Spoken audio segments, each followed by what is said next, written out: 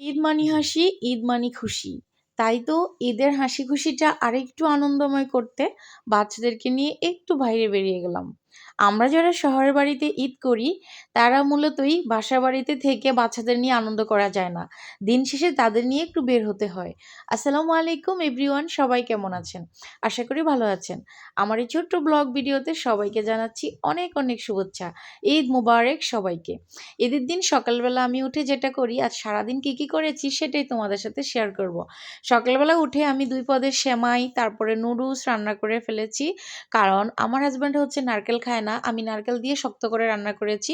উনি হচ্ছে লাচ্চা সেমাইটা দুধে ভিজিয়ে খায়। এটা উনার খুব পছন্দ। তাই তো আমি দুজনের পছন্দের সেমাই আর হচ্ছে এখানে ডিম ভুনা, তারপর আরেক পাশে মুরগির মাংস, গরুর মাংস, পোলাও সবকিছু রান্না করে নিচ্ছিলাম। তো এক করে কিন্তু আমার সব রান্নাগুলো হয়ে যাচ্ছে। এখন রান্না শেষ করে টেবিল সাজিয়ে চলে আসলাম রেডি হতে। কারণ প্রায় বেজে গেছে ১০টা। ১০টা বাজে, এখন হচ্ছে আমরা একটু রেডি হয়ে বাসায় ছবি-টবি উঠাবো। তারপর হচ্ছে বিকেল ২টার দিকে আমরা ঘুরতে বেরিয়ে যাবো। তো একটু বাসায় খাওয়া-দাওয়া করে ঘুমিয়ে গেলাম। ঘুম থেকে উঠে এই তো আয়ান আফিফ যখন বাসায় গেঞ্জি প্যান্ট পরে ছবি উঠেছিল, যখন আমরা বাইরে এসেছিলাম তখন ওরা পাঞ্জাবি পায়জামা পরে নিয়েছিল। কারণ ঈদের দিনের সুন্দরী হচ্ছে কিন্তু প্যান্ট আর পায়জামা আর পাঞ্জাবি। তো এই তো আমরা একটু বাইরে চলে আসছি। কোথায় আসবো সেটাই ভাবি পাচ্ছিলাম না। কারণ ঢাকা শহরে আমরা প্রতি বছরই ঈদ করি। আমার হাসব্যান্ডের যেহেতু কেউ নাই, আর আমি আমার হাসব্যান্ডকে রেখে বাবার বাড়িতে ঈদ করতে আমার একদমই ভালো লাগে না। আমি জানি যে আমার হাসব্যান্ড এতিম, বাবা নেই, মা নাই। তার কাছে যদি আমরা থাকি তাহলে তার ভালো লাগবে। সেই হিসাবে আমাদের আর গ্রামের বাড়িতে যাওয়া হয় না। গ্রামে গেলেও শ্বশুরবাড়ি কেউ নাই। আর বাবার বাড়ি ঈদ করতে হাসব্যান্ডকে রেখে আমার একদমই ভালো লাগে না। তাই বাচ্চাদের মন খুবই খারাপ। তারা বাসাবাড়িতে ৪ দেয়ালের মাঝে থেকে কিভাবে আনন্দ করবে? একটু চলে আসলাম ওদেরকে আনন্দ দেওয়ার জন্য। তো এই তো সবাই মিলে চলে আসলাম আমার বাসার ওদিকেই। এখানে একটা সুন্দর জায়গা। একেক সময় একেক জায়গায় যাওয়া হয়। এখন এখানে আসলাম বাসার কাছে। ছোট ছেলে আবার কিছু খেতে চাচ্ছে না। খুবই দুর্বল শরীর, তাই দূরে কোথাও যাইনি। বাসার কাছে এসেছি। এখানে এসে তো ওরা যতগুলো রাউডার আছে সবগুলোতেই উঠেছে। এখন হচ্ছে এটার মধ্যে উঠবে। এই হেলিকপ্টারের মধ্যে। এটার মধ্যে উঠার জন্য অনেক বড় সিরিয়াল দিতে হয়েছে। কারণ হচ্ছে এখন প্রচুর পরিমাণে বাচ্চারা। আর আমি যতটুকু জানি এবার কিন্তু প্রচুর পরিমাণে শহরে জনসংখ্যা রয়ে গেছে। গত বছরও কিন্তু এত কোলাহল ছিল না শহরটা। এবার মনে হয় মানুষ গ্রামে কম গিয়েছে, তাই শহরে প্রচুর পরিমাণ মানুষ ঈদ করেছে এবার। আপনারা কে কোথায় ঈদ করেছেন? সারাদিনটা কিভাবে কাটিয়েছেন? অবশ্যই কমেন্টস করে জানাবেন। আমাদের তো সকালবেলা উঠে রান্না-বান্না, খাওয়া-দাওয়া, তারপরে একটু আপনাদের ভাইয়ারা ঈদের নামাজ পড়ে আসলে খাওয়া-দাওয়া করে একটু ঘুমাই।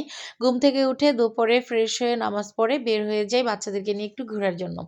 আপনারা কে কিভাবে ঈদের দিনটা কাটান অবশ্যই জানাবেন। তো ফাইনালি ওরা এই তো পেয়ে গেছে একদম সিট। এখন উঠতেছে। এখানে প্রায় টিকিট নিয়েছে কত, ৳১০০ করে, ৳২০০। ছোট হোক বড় হোক সবারই কিন্তু ৳১০০ করেই দিতে হবে। তো এই এরোপ্লেনটার মধ্যে উঠতে কিন্তু আয়ান খুব বেশি পছন্দ করে। আয়ানের যত পার্কে যায় এটার মধ্যে সে উঠবে, কারণ এটা তার খুব একটা পছন্দ। তো এটার মধ্যে উড়ে সে মজা পায়। সব বাচ্চারাই বেশিরভাগই দেখি এটার মধ্যেই উঠে। এটা খুবই মজার একটা জিনিস। যাক, আমি উঠতে পারিনি, তাহলে আমিও উঠতাম, দেখতাম যে আসলেই কেমন। বাচ্চারা এটার জন্য কেন এত পাগল? তো এই তো ওরা ওখানে ঘুরতেছে আর আমি একটু আপনাদেরকে দেখাই কোথায় এসেছি। পরিবেশটা খুবই সুন্দর, একদম কোলাহলমুক্ত। অনেক গাছগাছালি। এটা হচ্ছে গুলিস্তানের মধ্যে নতুন একটা পার্ক করেছে ওনারা। খুবই সুন্দর। তো এখানে এসেছি মূলত যারা ঢাকার ভিতরে এসেছেন এই পার্কটা চিনেন না, তারা এখানে এসে ঘুরে যাবেন।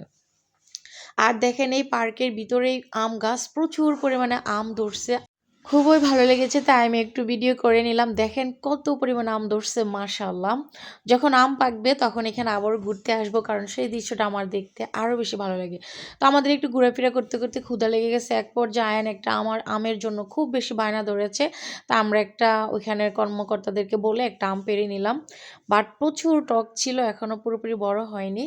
তো এক পর্যায়ে আয়ানকে জিজ্ঞাসা করা হচ্ছে, "তুমি কি খাবে?" ও বলল যে, "আমার বাসা থেকে খাওয়া-দাওয়া করে গেছি।" বাট ও খায়নি। বলল ফুচকা খাবে। তো আমি গিয়ে দেখলাম ফুচকার মান কেমন, দেখলাম যে ভালো। তো বললাম জাল ছাড়া ওকে ১ প্লেট দিতে আর জাল দিয়ে আমাদেরকে দিতে। তো আমরা অর্ডার করে এদিক দিয়ে বসে আছি। এই যে দেখেন ফুচকাগুলো বানাচ্ছে। খুবই মজা ছিল। বেশি খারাপ না, বেশি ভালোও না। যতটুকু ছিল ভালো ছিল। বাট অর্ডার করার পরে নেওয়ার পরে আয়ান খায়নি। এটা আমার কাছে খারাপ লেগেছে।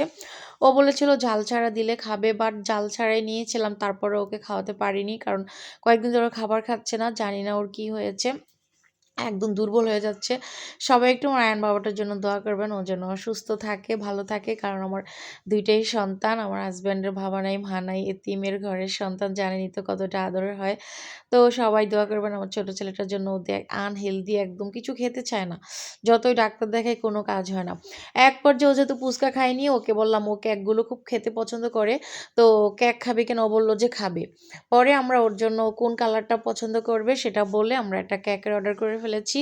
বাট এখানে যেহেতু আমরা সবাই খাবো না, তাই ট্রাই করার জন্য ১ পিস নিয়েছি। ১ পিসের দামই হচ্ছে ৳১০০। তো কোন কালার খাবে সেটা ও পছন্দ করতে পারতেছিল না। এক পর্যায়ে ও বলল ব্লাক কালারটা খাবে। তো ব্লাক কালার থেকে আমরা ১ পিস অর্ডার করেছি। খাওয়ার পরে রিভিউ দিব যে কেমন হয়েছে। এখনই খাবো, আপনাদেরকে সাথে নিয়েই খাবো। আপনারা ভিডিওটা দেখেন, ভালো লাগবে। আশা করি। তো ব্লাক কালারটা নিবে, প্রচুর পরিমাণে সিরিয়াল ধরে আছে। কারণ দিয়ে মানে কোনো অবস্থা খারাপ। এত পরিমাণ মানুষ উনি একাই সার্ভ করতেছেন। আর পাশের লোকটা টাকা নিচ্ছেন।